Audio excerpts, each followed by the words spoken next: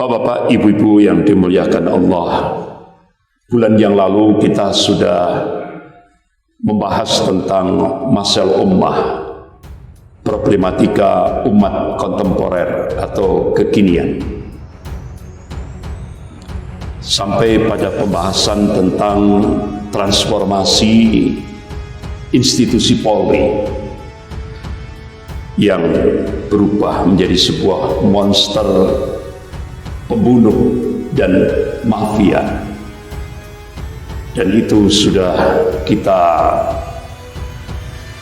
ungkap pada bulan yang lalu, yaitu masalah Jenderal Sambo. Wa makar wa makarallah wallahu khairul makirin. Mereka membuat makar, tapi Allah membalas makar mereka, dan Allah sebaik-baik pembuat makar. Kita cukup terperangah.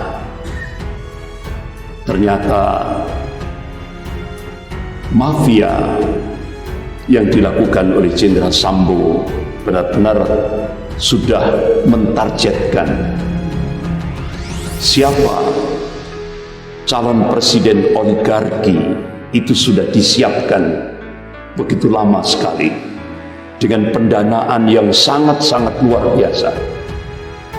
Bahkan siapa Kapolri 2024 sudah disiapkan. Tapi makar Allah lebih dahsyat. Allah meyakinkan pada hamba-hambanya yang amanu wa taqwa, wa manasru illa min indillahil azizil hakim. Kemenangan itu datangnya dari Allah yang maha perkasa lagi maha bijaksana. Bahkan Allah berjanji, wa kana haqqan 'alaina nasrul mu'minin. Kewajiban kami, kata Allah, memenangkan, membela, memenangkan golongan mukmin. Umat Islam terus disudutkan. Gerakan Islamofobia begitu semarak di tengah-tengah mayoritas umat Islam di Indonesia. Kebencian terhadap Islam dahsyat sekali yang dilakukan oleh buzzer-buzzer rupiah yang diambilkan dari APBN, dari pajak-pajaknya umat Islam se-Indonesia, digunakan lewat buzzer-buzzer ini untuk melakukan kebencian terhadap Islam dan kaum muslimin. Jadi benar-benar Allah bongkar semuanya. Dan ini tidak menutup kemungkinan doa. Doanya ulama-ulama langit ini. Jadi ulama-ulama yang tidak terkenal di permukaan, tapi Masya Allah, tawajuhnya, takarubnya kepada Allah dekat sekali, sehingga Allah ijabahi doa-doanya. Dan ini tidak menutup kemungkinan doanya para fuqara, masakin, anak-anak yatim, orang-orang yang tersisih dalam kehidupan ini, lebih khusus di Indonesia. Bahkan ini tidak menutup kemungkinan doanya kaum muslimin yang ada di Bilad Syam, di bumi Palestina, yang hubungannya dengan umat Islam Indonesia sangat kuat sekali. Mereka berdoa kepada Allah, selamatkan kaum muslimin Indonesia.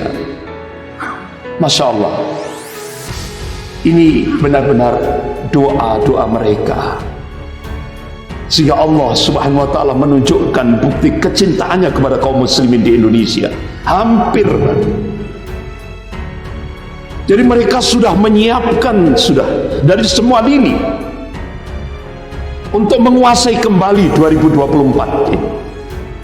Tapi alhamdulillah 2022 Allah bongkar semuanya. Allah selamatkan umat Islam di Indonesia ini. Bahkan lewat pengacaranya Brigadir Yosua, Bapak Komarudin Simanjuntak, ada dana 300 triliun untuk menghabisi Pak Anies Baswedan. 300 triliun tidak tanggung-tanggung, luar biasa. Jadi perencanaan mereka rapi sekali, tapi Allah bongkar semuanya. Allah tunjukkan kekuasaannya. Bapak-bapak, ibu-ibu, jamaah subuh yang dimuliakan Allah Subhanahu wa taala. Kalau kita lihat realitas empiris kondisi Indonesia, ada sebuah yang ditulis oleh beberapa pakar, yaitu tentang the power shift, pergeseran arus kekuasaan dari era agraris menuju era industri, dari era industri menuju era informasi.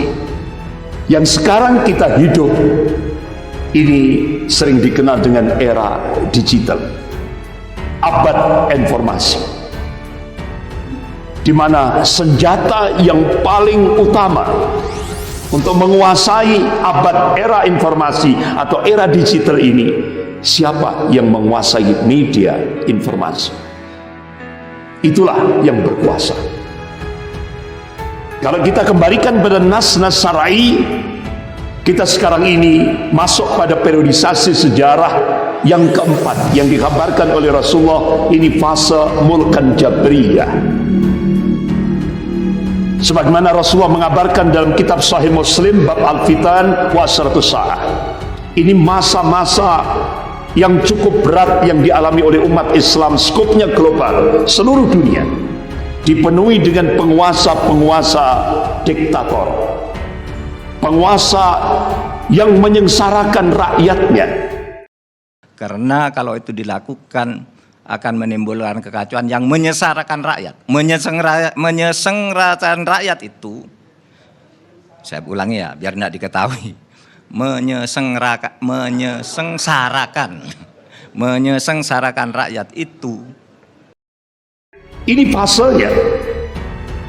Bahkan bulan yang lalu sudah kita bahas tentang era politik post-truth, era politik post-truth, di mana ulama-ulama di Indonesia mengambil satu kesimpulan, ini adalah masanya Indonesia darurat kebohongan dan kezaliman.